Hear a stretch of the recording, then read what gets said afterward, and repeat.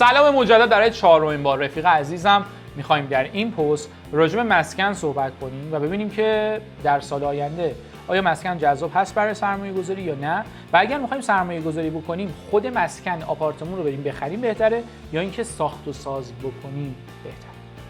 بریم با هم دیگه سراغ اسلاید های این قسمت کوتاه. خب بچه‌ها همونطور که می‌بینید تورم نقطه به نقطه مسکن در سال 1400 1401 و 1402 اول یک روند نزولی و بعد صعودی و دوباره جدیداً یک روند نزولی رو در پیش گرفته.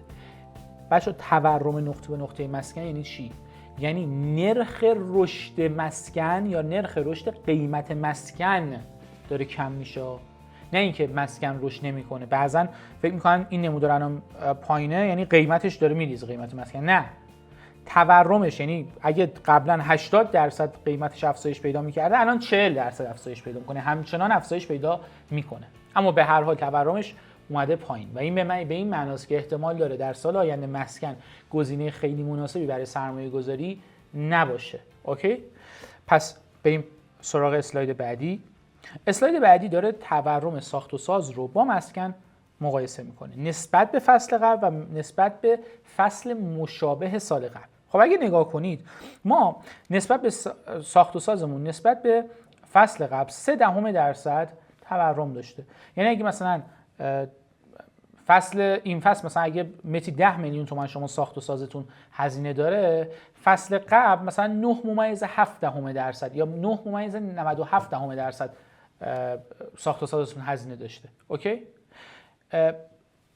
بریم نسبت به فصل مشابه سال قبل مقایسه کنیم. 41% تورم داشته. یعنی چی؟ یعنی اگه سال قبل 10 میلیون تومان ساخت و ساز هزینهش برای شما در می اومد، امسال 14 میلیون و 120 هزار تومان ساخت و ساز هزینه براتون داره. این از این. پس ما 41% نسبت به فصل مشابه سال قبل هزینه های ساخت و سازمون افزایش پیدا کرد. اما مسکن چطور شده؟ مسکن نسبت به فصل قبل 2% تورمش منفی شده. یعنی چی؟ یعنی که رشد مسکن 2% کمتر از فصل قبل بوده تو این فصل. و اگر نسبت به سال قبل مقایسش کنیم 54% رو داره ما نشون میده. یعنی چی؟ یعنی اگه مسکنی که یک سال قبل 100 میلیون تومان بوده الان 154 میلیونه. حالا سوال، به نظرتون طبق همین آمار و همین داده ما در همین امسال ساخت و ساز می کردیم سودش بیشتر بود یا می رفتیم یک آپارتمان رو می خریدیم؟ سازنده ها بیشتر سود کردن یا ملاک ها؟ در جواب این سوال باید بگیم. جواب این سوال چیه؟ بچه‌ها به نظرتون یه 2 تا 4 تا نگاه کنید. ببینید ما تورم ساخت و سازمون کلا اگه 0.3 از این ور کم کنیم حدوداً 41% تورم داشتیم. اوکی؟ ولی در مسکن چقدر داشتیم؟ در مسکن حدوداً 56% تورم داشتیم. شاید از -2 شده 54. اوکی؟ یعنی چی؟ یعنی هزینه ساخت و سازمون کمتر رشد کرده تا هزینه یک مسکن. اوکی؟ پس بهتر بوده ساخت و ساز می‌کردیم امسال. حالا تخمین ما برای سال 1403 چی هستش؟ این که تورم ساخت و ساز چیزی بوده 25 تا 30% باشه و تورم مسکن بین 30 تا 35%. اگه این ور کمینه رو در نظر بگیریم اون ور بیشینه رو در نظر بگیریم یعنی 25 ساخت و ساز تورمش خواهد بود و 35 این ور.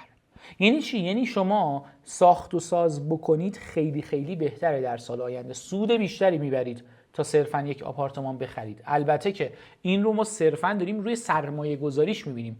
حالا اینکه شما میتونید سازنده باشید یا نباشید، سرمایه لازمش رو دارید یا ندارید، بحث جداست. کارهای اجراییشو میتونید انجام بدید یا نه، بحث جداست. ولی در کل داریم میگیم که سازنده ها سال بعد از ملاک ها بیشتر سود میبرند. در بدترین حالت که امکان نداره سازنده ها به اندازه ملاک ها سود میبرند. یعنی اگه سازنده ها تورم ساختشون 30% باشه، اونورم تورم مسکن 30% باشه، منطقیه که با هم یک سود رو ببرن. اوکی؟